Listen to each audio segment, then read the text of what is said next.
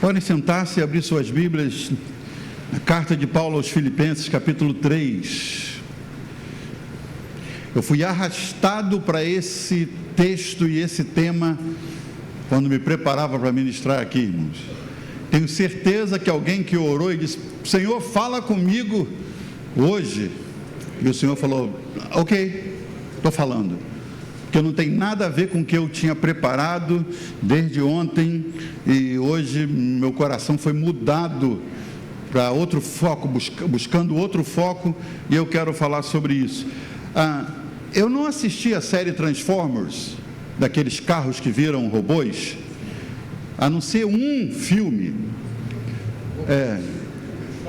do Transformers, vi um só da série, creio que com os meus netos e o Naldo, não, com os mais velhos, uma vez, já há alguns anos atrás, quando a série começou, e tinha uma frase que aparecia no filme como um tema, onde eles falavam: no sacrifice, no victory. Não sei quem lembra disso, quem assistiu, tem os irmãos aí identificando, não é? Sem sacrifício não tem vitória. E a gente não pode traduzir isso na questão das obras, dizendo: não, então a gente tem que trabalhar, tem que obrar a nossa salvação. Não estamos falando de obras para salvação.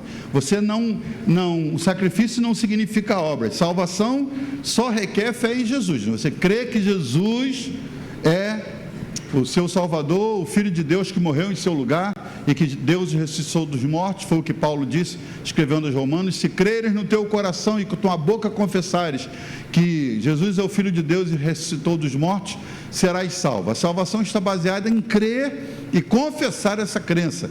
Mas vitória, irmãos, na vida cristã, a vida cristã tem um preço. A sua salvação Jesus pagou. Amém? Agora, a vida cristã tem um preço. Não dá para viver a vida cristã cantando Zeca Pagodinho. Deixa a vida me levar, está tudo bem, está tranquilo. Não tem jeito. A menos que o evangelho que você viva é diferente do que eu aprendi a viver.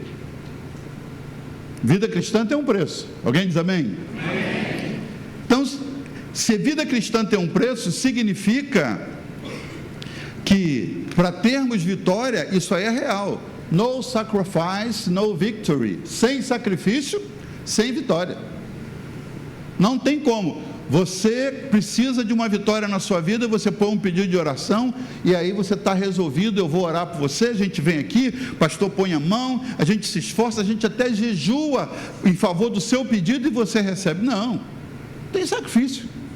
Vitória demanda sacrifício.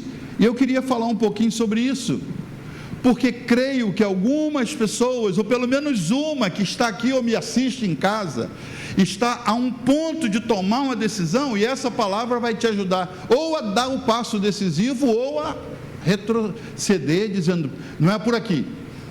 Eu não sei como a palavra vai agir na sua vida, mas tenho convicção de que foi o que Deus colocou no meu coração para que a gente compartilhasse hoje. E alguns pontos que eu quero falar. Primeiro deles: todo vitorioso tem que abrir mão de algo importante. Todo vitorioso. Vou dar alguns exemplos para você se encaixar. Noé teve que esquecer seus próprios planos para viver o projeto de Deus. Ele viu o mundo se acabar e começar do zero. Agora, você não acha que durante os anos, que não foram 120, pastor Pedro já nos ensinou isso, não foram 120 anos, a gente fala que foram 120 anos, mas não tem isso na Bíblia, né? Alguém disse, se perpetuou, mas a Bíblia não fala que foram 120 anos construindo a arca. Mas você não acha que nos anos, foram muitos anos, eu não sei quantos anos ele levou construindo a arca, mas você acha que Noé tinha algum projeto de vida para aqueles anos, quando Deus falou para ele: preciso que você construa uma arca? Você acha que Noé tinha outros projetos de vida? Claro que tinha, irmãos. Não era um desempregado com um caniço na mão pescando. Deus falou: Noé, quer alguma coisa para fazer? Um negócio grande? Vem construir um navio. Mas eu não sou engenheiro naval, minha área é outra, eu sou lavrador, eu sou agricultor. Não, rapaz, não tem problema não, eu te dou umas dicas. E aí Noé começa a trabalhar num projeto completamente diferente da área em que ele trabalhava. Não, irmão, ele abriu mão até da área em que ele trabalhava para se envolver num projeto de Deus. E às vezes você diz assim: eu quero trabalhar para o Senhor te chama para fazer algo, você diz assim: não, mas isso não tem nada a ver comigo. Ué, o Senhor não sabe disso? Sabe? E te chamou para trabalhar numa outra área, e Ele vai te capacitar para isso. Mas todo vitorioso tem que abrir mão de algo importante na vida. Por quê? Para dar valor. Coisa gostosa é quando você termina um projeto, você conclui algo que Deus te chamou para fazer, e você diz assim: caramba, eu não tinha a menor condição de fazer isso. Às vezes você tinha e não sabe. Ano passado a gente passou por isso. No primeiro ano da Oasis, a gente contratou a nossa irmã Patrícia, né, que cantava no municipal, e ela armou uma cantata aqui por meses, 4 meses de ensaio. Aí ano passado nós falamos: Asa, precisamos de uma cantata. Pelo amor de Deus, o que vamos fazer? Patrícia não pode e tal. Aí a Asa assumiu a responsabilidade, o nosso ministro de louvor, de escrever uma cantata com 45 dias de antecedência, não foi? Escreveu com um enredo maravilhoso, uma continuidade de cair o queixo, negócio de padrão Globo, irmãos. E ele achava que não podia. Deus te dá projetos que você diz assim: não é minha área, ou eu não consigo. Se Deus te chama, isso é um jargão que a gente fala há muito tempo, Deus não chama capacitados, Deus capacita os chamados. E todo vitorioso tem que aprender a abrir mão de algo importante. Abraão, irmão, deixou parentes, deixou bens em Ur, para ir para um lugar que ele nunca viu antes, e para viver em tendas a vida inteira. Foi um sacrifício, ele teve que abrir mão de alguma coisa. Mas se hoje a gente fala que somos filhos do nosso pai na fé, Abraão, é porque esse homem, para provar sua fé, ele saiu por uma voz que ele ouviu, reconhecendo que era a voz do Todo-Poderoso. Ele não era um desempregado em Ur, lá na lista de descamisados, pedindo um emprego, buscando uma bolsa família, ou uma ajuda qualquer, porque não estava em condições. Não, Deus pegou um cara abastado, rico, cheio de empregados, cheio de bens, cheio de... Abraão, hora de sair, eu quero fazer de você o pai de multidões, cara. Você hoje é pai das alturas. Eu vou acrescentar um A no seu nome, vou mudar seu nome, e você vai se tornar pai de multidões. Então estou pronto. Não é aí, é fora daí. Onde é? Eu vou te mostrar. Mas nem uma foto, não dá, não, é no caminho, a gente vai falando. E esse cara acreditou e foi. Todo vitorioso tem que abrir mão de algo importante para que ele possa viver o projeto de Deus para a vida dele e ser vitorioso. Lembra de José, irmãos? Perdeu o colinho do pai, confortável, o conforto e a segurança do lar, para chegar a primeiro-ministro. Todo mundo quer ser primeiro-ministro, irmão. Olha, carro particular, segurança, salário bom, mas você tem um preço para pagar por isso. Quer ser vitorioso, tem que abrir mão de algo importante. Eu quero ser, mas não quero sair de casa, mas não quero mover do meu endereço, mas não quero me mudar daqui de onde eu estou, mas não quero sair desse ministério, mas não quero sair desse trabalho. Você pede para Deus e quer mandar para Deus as linhas pelas quais Deus tem que trabalhar para que você alcance vitória. Você diz: Senhor, eu preciso de um salário de tanto para poder abençoar minha família de maneira segura e confortável. Aí Deus diz: está feito, ouvi, entendi, aí vai. Não é nessa firma, é em outra. Não, queria não. Não, vou ficar, quero não. Aí você quer que Deus faça do seu jeito, porque você é agricultor e não quer trabalhar num projeto marítimo. Alguém está comigo? Diga amém. Todo vitorioso tem que abrir mão de algo. Neemias, irmãos, naquela posição confortável de copeiro do imperador, agora sair para ir atrás de uma cidade em ruínas, para trabalhar de pedreiro, para trabalhar gerenciando uma obra, sujando as mãos, fazendo uma viagem longa, para ir para tão longe, trabalhar em ruínas, quando ele trabalhava dentro de um palácio suntuoso, numa posição invejável, ele teve que abrir mão da posição confortável no palácio para trabalhar no meio das ruínas, portas queimadas, muros derrubados. Paulo deixou de ser fariseu respeitado para viver como itinerante. Olha o texto de Filipenses. Vamos voltar para o texto de Filipenses para a gente se encontrar aqui. Versículo 7, Paulo diz assim: mas o que para mim era lucro, isso considerei perda por causa de Cristo. O que era lucrativo eu considerei como perda. Ele segue dizendo: na verdade, considero tudo como perda, por causa da sublimidade do conhecimento de Cristo Jesus, meu Senhor. Por causa dele, olha essas palavras, irmão, no versículo 8: por causa dele perdi todas as coisas e as considero como esterco. E aqui vem um esclarecimento. Esterco que ele está falando aqui é que todo o conhecimento que ele adquiriu, da lei oral que ele aprendeu, da escola que ele estudou, de todo o conhecimento que ele adquiriu, toda a referência que ele tinha, toda a importância e relevância que ele adquiriu, ele considerou tudo aquilo ali como esterco que ele colocou na planta da vida espiritual dele. Não é como esterco, excremento que você joga fora. Não, ele disse: considero como algo como esterco que você pode jogar na planta para que ela cresça. Tudo o que ele recebeu, ele disse: eu considero como esterco. Não vou viver disso, eu vou colocar isso à disposição do Senhor. Paulo abriu mão de tudo, e aqui ele diz no texto dele: por causa dele perdi todas as coisas. A canção que a gente canta, a canção de João Batista aqui, né? Por ele, é ele, por ele que eu estou gastando a minha vida, perdendo tudo, como Paulo, perdendo tudo por amor e com alegria. Paulo deixou de ser fariseu respeitado para abrir mão, para poder correr, ser perseguido por onde passasse. E ele diz: por causa dele perdi todas as coisas e as considero como lixo, como esterco para ganhar a Cristo e ser achado nele, não tendo justiça própria que procede de lei, mas aquela que é mediante a fé em Cristo, a justiça que procede de Deus, baseada na fé.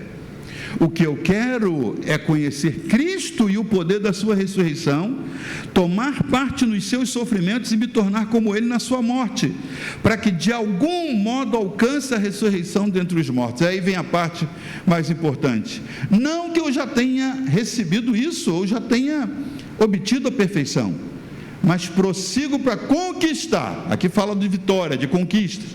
Prossigo para conquistar aquilo para o que também fui conquistado por Cristo Jesus. Irmãos da Oásis, irmãos que me ouvem, quanto a mim, diz Paulo, não julgo havê-lo alcançado, o propósito que ele estabeleceu, mas uma coisa faço, esquecendo-me das coisas que ficam para trás e avançando para as que estão diante de mim, prossigo para o alvo, para o prêmio da soberana vocação de Deus em Cristo Jesus. Está você no carro da sua vitória. Qual o tamanho do seu para-brisa? A extensão do carro todo, de um lado a outro. Qual a extensão do retrovisor, irmão? Desse tamanhozinho. Paulo está dizendo: esquecendo-me das coisas que eu olho pelo retrovisor, que são menores, prossigo para o alvo que está diante de mim. Tem muita gente ainda vivendo pelo retrovisor. Mas eu não esqueço que o meu pastor não me reconheceu. Eu trabalhei anos aturando criança na igreja, criança mal criada, criança que me desrespeitou, que fez isso, fez aquilo, e nunca me deram a liderança do ministério. Eu fiz aquilo e eu fiz tanto e não me reconheceram. Esse é o retrovisor, olhando para as coisas de trás. Paulo diz: esquecendo-me das coisas que para trás ficam, do fariseu que eu era, no bom sentido, estudado, professor que eu tive, as coisas que amealhei na minha vida, esquecendo-me das coisas que para trás ficam, prossigo para o alvo, vai para frente. Deus tem vitória para a sua vida, você diz amém? Amém. Paulo diz isso no texto aos Filipenses e a nós também: prossigo para o alvo, mas todo vitorioso tem que abrir mão de algo importante como ele abriu. Segundo, todo vitorioso tem que correr riscos. Isso é muito difícil. Correr riscos. Como pode-se viver uma vida de fé sem correr risco, irmão? Não tem essa opção.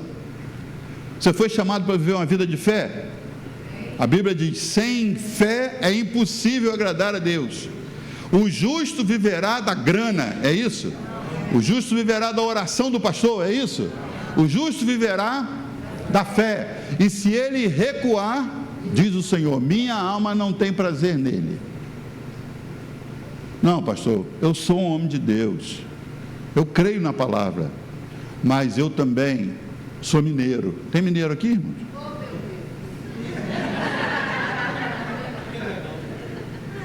Mineiro, irmão, é igual papagaio, mineiro. Ele está num galho, para ele mudar de galho, ele põe a garra aqui, o bico no outro galho, ele só solta a outra garra depois que ele garantir que ele está seguro. E tem muito crente papagaio mineiro. Vou tomar a decisão, pastor, mas quando eu estiver seguro de que tudo está sob controle, irmão, zero fé. Fé que não exige nenhum risco. Todo vitorioso tem que correr riscos. Seu amém já está mais murchinho agora. Contei de Bartimeu semana passada, irmãos. Qual a garantia que da calçada até Jesus ele ia ser curado? Quando disseram, o mestre parou e mandou te chamar. Qual a intimidade que ele tinha com Jesus para garantir? Ele já curou um montão, é comigo hoje é meu dia. Qual a garantia que ele tinha? Zero. Mas ele pegou a capa dele, a Bíblia diz, e num salto, pondo-se em pé, lançou de si a capa, está lá no texto, lançou de si a capa, garantia para ficar na calçada pedindo esmola, lançou a capa e foi na direção de Jesus, sabendo, eu não volto para cá, eu vou seguir esse homem, e vou seguir vendo. Fé, irmãos. Agora, se você vai, não, eu vou levar a capa, entendeu? E ele deve ter ouvido, Bartimeu, a capa, não quero isso mais não. Bartimeu, você preencheu tanto formulário para conseguir essa capa, meu filho, teve vereador pedindo ajuda em seu favor, isso aí foi uma luta, leva essa capinha, rapaz. Sabe lá se hoje não é o dia dele curar cego, hoje ele está curando leproso, ele pode estar curando outra enfermidade hoje, pode ser que ele não goste de você, pode ser que ele veja você e realmente falar, aí Bartimeu, hoje não, entendeu? E aí você vai voltar para a calçada cego, irritado e sem a capa, e sem a capa você não tem autorização para pedir esmola incomodando aqui, você vai ter que ir para um lugar mais difícil.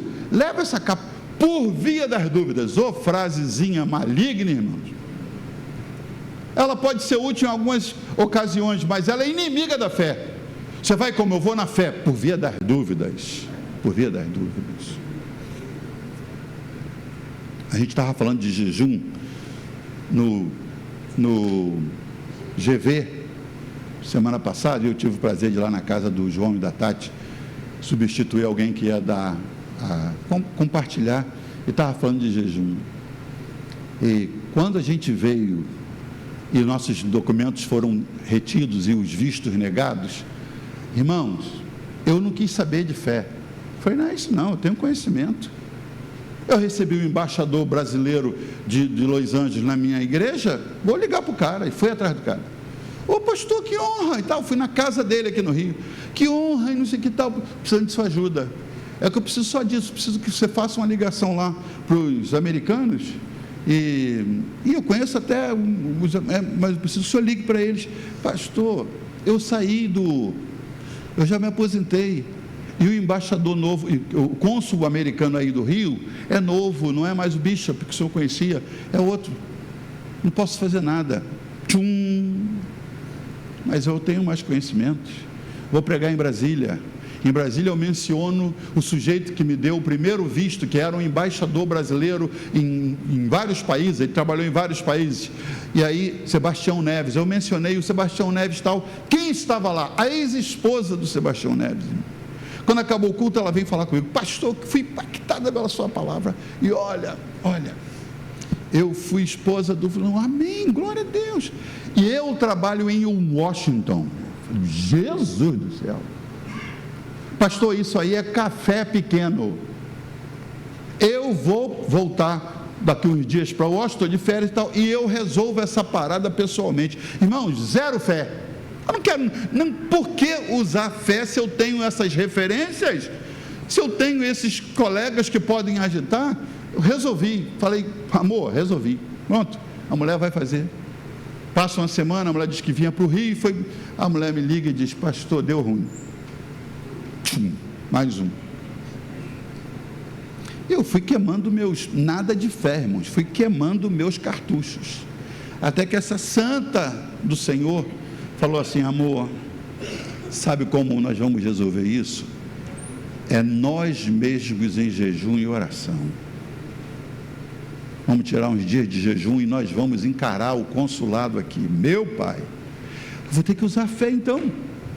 Não dá mais para usar referência, porque o cara disse para mim: se depender de mim, você não entra mais lá. Como é que eu vou lá encarar esse sujeito? Vou para a fila, irmãos, aquela fila ali acho que é a rua Presidente Wilson ou é México, uma das duas. Isso, Rua México, aquela fila longa, sol de 40 e tantos, estamos nós dois na fila em jejum, e nada de atender. 3 da tarde eu estou na fila, e eu estou na fila em jejum, esperando a minha hora. Deus, o que é que vai dar lá dentro? Senhor, agora é só nós, Pai, tem misericórdia. Estou ali, irmão, mas ali eu estava só na fé. Vem um cara com um carrinho, calorão, né? Para do meu lado, só fruta geladinha, água de coco, para do meu lado, com tanta gente na fila. O sujeito, a malequita, parou do meu lado. Vai uma aguinha de coco? Não, vai não, obrigado, querido. Frutinha gelada? Manga gelada, minha fruta preferida. Manga geladinha? Não, amigo, obrigado. Eu estava assim colado na fila aqui no paredão e ele aqui do lado, com o carrinho. Eu falei: não vai? Não. Eu falei: não vou, obrigado, tal. Aí ele: que isso, rapaz? Uma aguinha de coco? Eu: não quero, obrigado. Olha, serve ali para os outros. Aí o rapaz da frente diz assim: moço, eu sei o que é isso. A gente gasta tanto dinheiro com visto, com carimbo. Não, dá água para ele aí, dá água para ele. Eu falei: não quero água. Aí: não bebe água de coco? Bebo, então pode dar. Eu falei: não quero, cara. Pega a salada de fruta aí, pode dar para ele. Aí o cara, já que eu não quero, muito obrigado, mas não quero. Estava no propósito de jejum e na fé, o inimigo querendo eu doido, irmão, para entrar na água de coco e nas frutas. Eu falo: espera que daqui a pouco, quando eu voltar. Mas quando você entra numa batalha de fé, você tem que correr riscos. Correr risco de quê? De chegar lá e ouvir outro não. Como é que eu faço? Quando eu chego lá e falo: Senhor, que não seja o cara, aquele que falou, você não entra mais se depender de mim. Olho lá para o guichezinho, é outra pessoa, eu aliviado, glórias a Deus. Quando fala próximo, aí abre um guichê novo. Quem que aparece? O fariseu. Aparece no guichê. Eu falo: sangue de Jesus tem poder. Ali eu falei, comecei a sentir a fé. Eu agarrei a fé por aqui, irmão, e falei: Senhor, agora é duelo de titãs, é o Senhor contra o inimigo. Já estava cantando corinho de fogo, era só corinho de fogo. Ela ficou lá fora. Cheguei assim no guichê, ele olhou para mim, ele me olhava assim, me escaneava, irmãos, tentando lembrar alguma coisa, porque essa experiência foi tão ruim, eu discuti com ele e tal. E aí eu olhando para ele, ele falou: cadê sua esposa? Eu falei: está lá fora, quer que eu chame? Ele: não precisa. Carimbou, boa viagem. Peguei meu visto, saí quietinho, mas a hora que passei da fila, glória a Deus, cadê o cara da água? Cadê o cara? Vamos festejar lá fora. Você não quer correr risco, irmão? Você precisa de um testemunho para contar e não quer correr risco? Se não correr risco, você vai resolver com suas referências, com seu tio rico, com a conta bancária, com o gerente do banco que você conhece. Aí não exige fé nenhuma.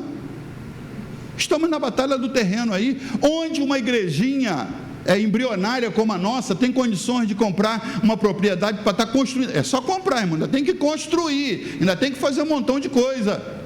Onde? A gente só está fazendo por causa da fé. E a gente continua crendo. Deus tem algo para nós. Todo vitorioso tem que correr risco. A mulher do fluxo podia ser apedrejada, ela não podia, uma mulher no período menstrual, não podia sair, tocar nas pessoas e andar. Ela estava sangrando há muito tempo, e ela pôs no seu coração e falou: se eu conseguir tocar na bainha da roupa dele, eu fico curada. Agarrada nisso ela vai. Como é que você toca na bainha da roupa das pessoas? Tem que arriscar, tem que se abaixar. Aí ela olha, está o bonitão lá na frente, com aqueles passos silentes dele, Jesus, e aquele esquadrão em volta, mais a multidão, além dos discípulos cercando a multidão. Ela olhou assim: é muita gente, mas eu não vou voltar atrás, não dá para eu chegar perto. Foi pelo meio do povo, foi se arrastando. Eu imagino ela olhando as vestes do Senhor e decidindo: aquela ali é dele, a bainha dele, aquela roupa dele, e foi, pá, tocou. Correu o risco de ser apedrejada, de ser pisada, pisoteada. Quando ela toca, Jesus dá uma parada. O que é, Senhor? Uma água? Quer uma água? Não. Alguém me tocou. Claro, está de brincadeira. Um montão de gente em volta e se movendo. Não. Alguém me tocou com a intenção. Alguém quis pegar alguma coisa de mim, pegou. Quem? Um ladrão? Não. Alguém tinha intenção e me tocou e levou. Quero conhecer essa pessoa. E aí ela vê que não tem jeito, aí ela conta: Senhor, fui eu, tal. O Senhor, em vez de dar uma chamada, diz: tua fé te salvou. Olha, se arriscou, irmão, saiu de casa, saiu correndo o risco de ser apedrejado, contrariando a lei, o protocolo, mas foi. Pedro, quando saiu do bote, olha que cena, irmão, saiu do barco, tempestade, no meio da tempestade, seca os olhos assim, chuva caindo, e tem um cara na água, quem é um fantasma, discípulo achando que é fantasma, irmão. Olha, é um fantasma, o Senhor grita: sou eu quem? Eu, gente, e rema para cá, e tal, e chuva e onda. Se é o Senhor, manda que eu vá. Ó que doideira, irmão. Ó que doideira. Onde você diz isso? Você não sabe se é Jesus ou um fantasma, e tu diz: se é tu mesmo, manda eu ir. E se o fantasma fala: vem, e te dá um abraço? O Senhor fala: vem. Agora você imagina essa cena, todo mundo ouviu falando: vem. Aí Pedro bota o pé. Os caras: você vai aonde? Você vai aonde? Você vai aonde? Eu vou, ele mandou eu ir. Você vai aonde, rapaz? Você vai afundar. Claro, eu vou morrer afogado aqui, eu morro afogado aqui fora, que é só questão de beirada. Eu vou. O Senhor esperando ele. Correu o risco, irmão, de morrer afogado. Correu o risco de dar um abraço num fantasma. Correu riscos. Mas todo vitorioso tem que correr riscos. Qual foi a última vez que você correu risco? Qual foi a última vez? Você lembra fácil? Está lembrando já? Está lembrando? Ou ainda não? É porque faz muito tempo que você não corre um risco. Qual foi a última vez? Comigo é tudo tintim. Tudo ali bonitinho tem que ser. Pastor, não. Deixa eu ir em frente para você crescer comigo. A Oásis aqui, que risco que nós pegamos. Você imagina, a gente não tinha ninguém, éramos um grupo indo lá em casa. Quando eu falei com um homem aqui, pediu os sinais. Quanto é? 15 mil de aluguel. O que é isso? Tem muita obra para fazer. E desde que começamos, irmãos, todos os meses o aluguel é pago em dia. Nós não temos contas atrasadas. Às vezes eu ligo para o meu tesoureiro e falo assim: vamos pedir para parcelar, é só pagar essa vista, pastor. Não é abusado, paga essa vista. Vamos pagar. O Senhor sendo fiel, mas o risco é o tempo inteiro. Mefibosete está aí. Quantas pessoas foram atendidas? Cadê? 103 pessoas, 103 atendimentos em um mês, foi isso? Em um mês, pensei que você ia dar um aplauso ao Senhor. 103 atendimentos em um mês.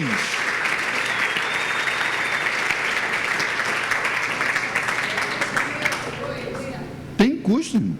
Agora a faculdade Celso Lisboa, amanhã está fazendo uma vistoria para que nosso instituto seja campus de estagiários. Os estagiários que se formando lá sejam mandados para trabalhar aqui.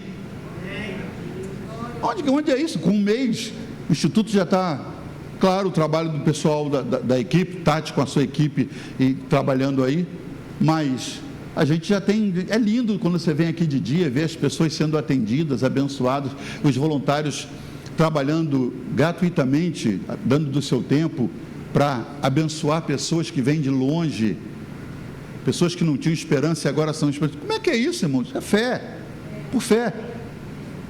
Nós não tivemos uma verba antecipada, o governo falou para nós, se vier alguma verba é depois de 1 ano de atividade, então vamos começar. E aí eu fico cercando meus amigos daqui e dos Estados Unidos, olha o que a gente está fazendo, cara, olha a doideira que a gente está fazendo, entra nessa doideira com a gente, manda alguma coisa, ajuda aí, rapaz. E orando, Senhor, põe o nome do cara lá, Senhor, Senhor, toca nessa vida, Senhor, tira o sono dele, para ele mandar alguma coisa.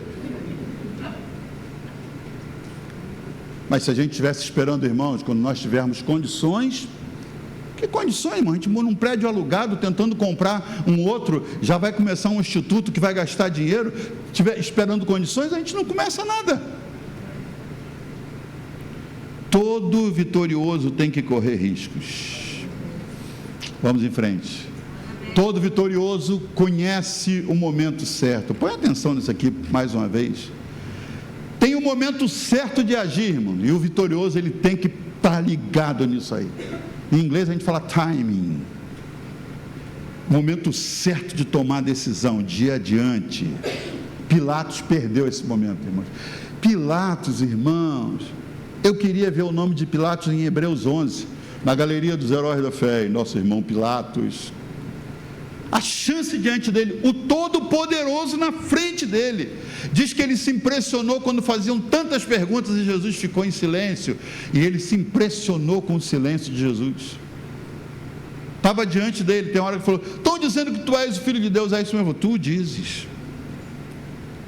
Ele mandou averiguar, pesquisar, não tem nada na ficha dele para incriminá-lo. Esse povo aí está mancomunado. Ele sabia, havia um conluio para pegar Jesus. Ele sabia disso tudo. Podia dizer: acaba com esse negócio, vão para casa. Ele disse: olha, não vi nada nesse homem que mereça a morte. Vou fazer uma jogada. Todo ano pode se soltar um preso por ocasião da festa. E imagine, irmão, parecia hoje o Brasil, que solta bandido todo dia, não é? Mas pelo menos era um só naquela época. Vamos soltar um preso em ocasião da festa. Tem um marginal com a ficha negra chamado Barrabás, e eu vou fazer o seguinte: eu vou soltar Jesus e tal. O povo: Barrabás, Barrabás, solta Barrabás. O povo pediu para soltar. Parece que o povo está vivo até hoje, né? Pedindo para soltar bandido. A chance de Pilatos falar: nada disso, que isso? Não, vou soltar ele. Estava na mão dele, irmãos, mas ele perdeu o momento certo de agir e entrar para a história. Hoje, Pilatos na história é um cara mau exemplo que ninguém quer falar. Ninguém segue o exemplo. Olha, meu filho, você viu alguma mãe botar o nome do filho de Pilatos? Conheceu algum Pilatinho por aí, irmão? Conhece? Não tem. É um mau exemplo que ninguém quer lembrar. Perdeu, Faraó perdeu, irmãos. Cada vez que Deus falava para Moisés: vai lá e fala, Moisés chegava lá diante de Deus e falava diante de Faraó e dizia: Faraó, deixa o povo ir, a coisa vai pegar. Faraó: não vai sair ninguém. Pá, uma praga. Vinha ele no dia seguinte: Moisés, é verdade, vocês são servos do Altíssimo, o Deus de vocês é mais poderoso e tal.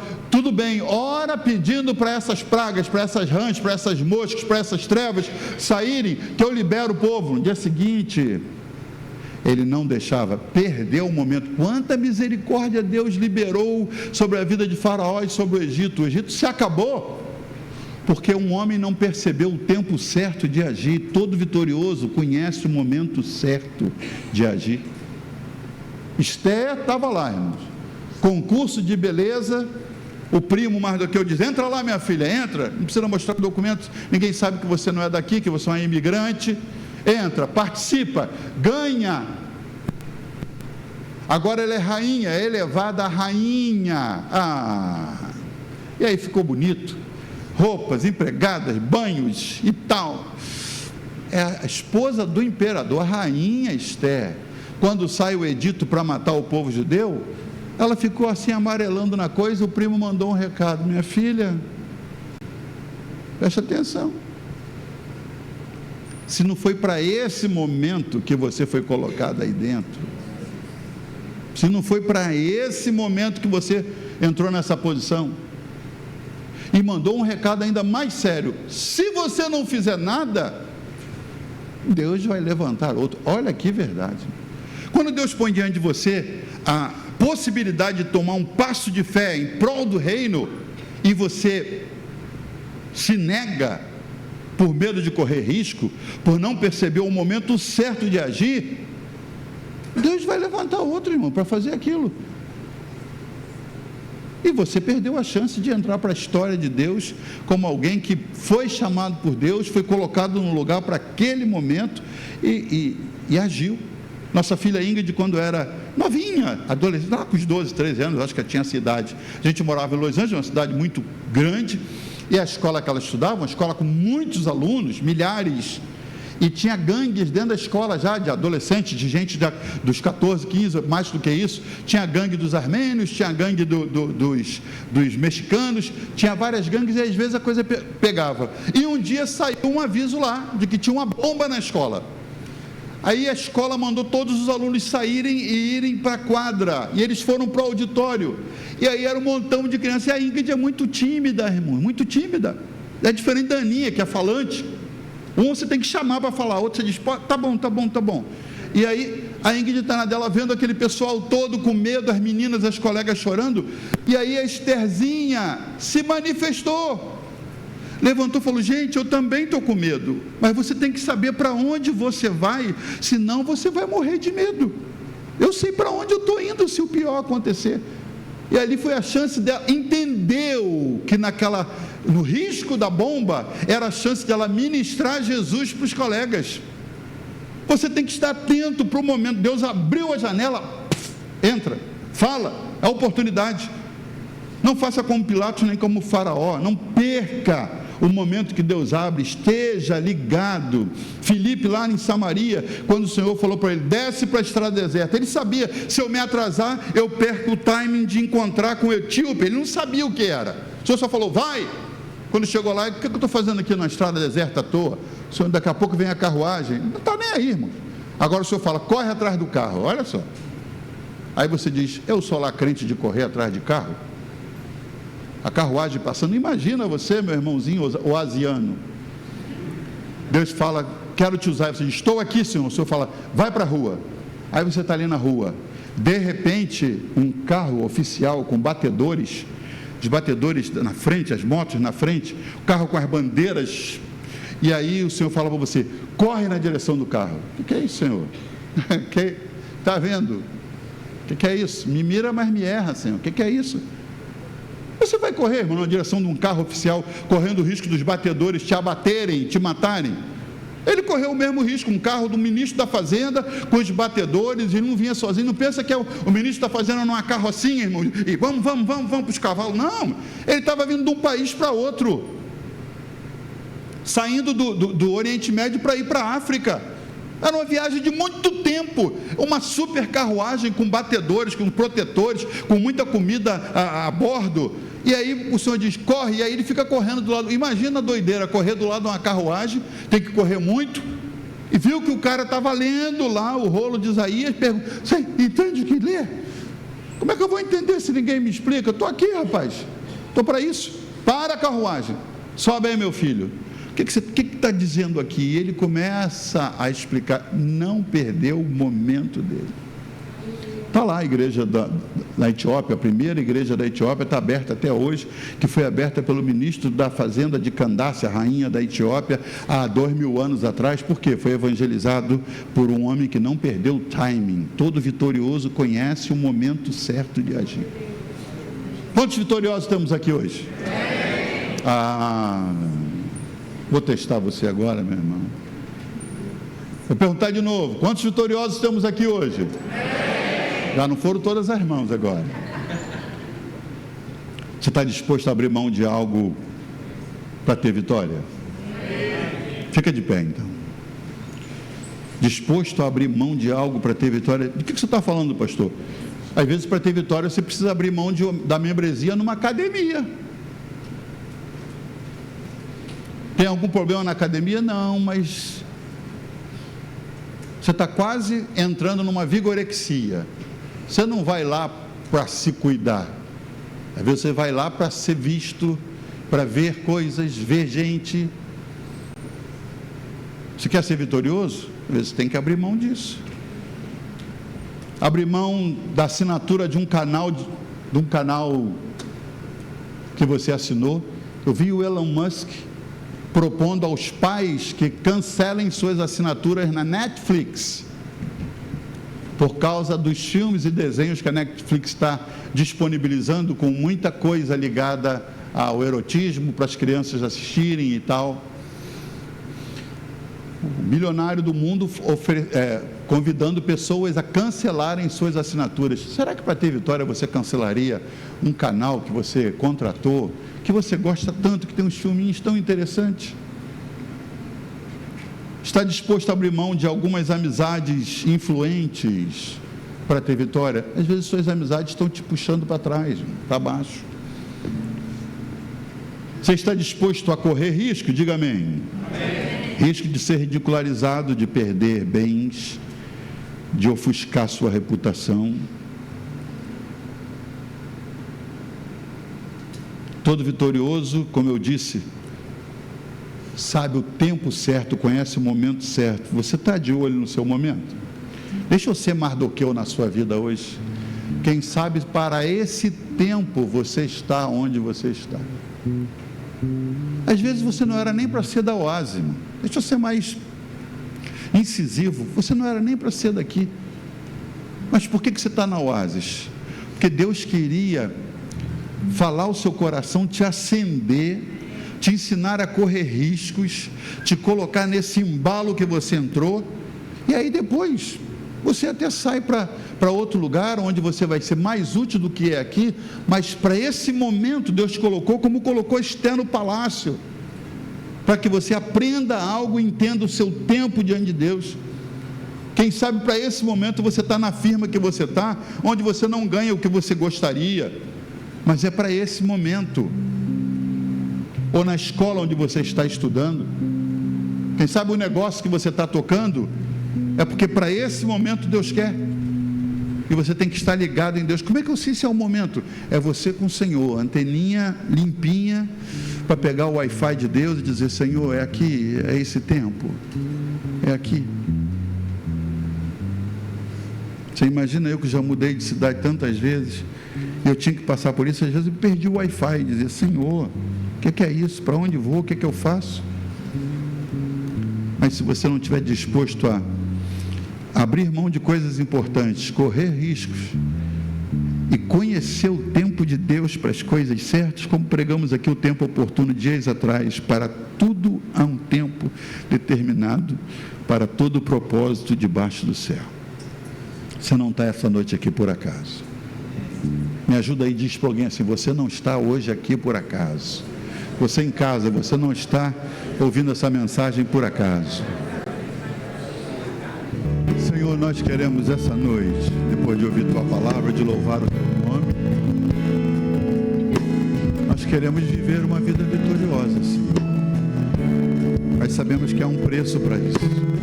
A salvação o Senhor comprou para nós, mas a vida cristã, ela tem um preço. Nós não queremos fugir disso, Senhor. Temos que entender que às vezes é necessário abrir mão de coisas que nos são caras, que são importantes para nós. Às vezes, Senhor, uma faculdade que iniciamos porque gostamos daquela carreira e de repente o Senhor nos chama para mudar, porque o Senhor tem um outro propósito para nós e nos precisa aprendendo uma outra coisa, uma outra carreira. Às vezes o Senhor nos precisa em um outro lugar para que a obra continue crescendo. Às vezes o Senhor precisa de nosso tempo, que antes era de lazer, para estudarmos no seminário e nos prepararmos melhor para a Tua obra. Abrir mão de coisas importantes, assim como correr riscos, Senhor. Há pessoas aqui que estão a ponto de tomar uma decisão, mas não o fazem, não fizeram ainda por causa do risco que tem que correr. Que essa noite o coração se encha de fé, Senhor, para tomar a decisão, o passo de fé, e e assumir, Senhor, na ousadia da Tua palavra e com o coração cheio de fé, assumir aquilo que o Senhor já reservou, Senhor. Igualmente, Senhor, que possamos entender, Senhor, o tempo em que a porta se abre, o tempo para o qual fomos chamados, o tempo, Senhor, e como Davi, que não venhamos a perder o tempo na nossa geração e deixar passar os anos e depois olhar para trás e dizer: que pena que eu não fiz, que pena que eu não agi, que pena que eu deixei passar. Senhor, que saibamos observar as janelas que o Senhor abre no nosso tempo, as portas de oportunidade, Senhor, e entremos por ela, para falar com a pessoa certa, para fazer a coisa certa, para dizer a palavra certa, para tomar a decisão certa. Que os que nos ouvem hoje, Senhor, aqui em casa, e os que ouvirão essa mensagem posteriormente, sejam vitoriosos em Cristo, por se arriscarem, por abrirem mão de coisas importantes, e por não perderem, Senhor, o tempo certo. Que não haja faraós no nosso meio, que não haja, Senhor, ninguém que perca oportunidades como Pilatos perdeu. Nós não estamos aqui para lavar as mãos, estamos aqui para agir, Senhor, e tomar a decisão certa. Em nome de Jesus, nós abençoamos o Teu povo, como Mardoqueu, Senhor, assuma essa postura essa noite, para dizer: para esse tempo foi que o Senhor nos chamou, e nós não vamos voltar atrás, não vamos abrir mão. Eu abençoo o Teu povo nas decisões que vão tomar ainda essa quinta-feira, na sexta-feira, no sábado e no domingo, Senhor. E nesse mês que ainda temos pela frente, Pai, nós abençoamos o Teu povo, declarando o Teu favor sobre cada um e sobre cada família. Em nome de Jesus, em nome de Jesus. Se você crer, diga amém. Dê um aplauso bonito ao Senhor. Glória a Deus, glória a Deus, glória a Deus.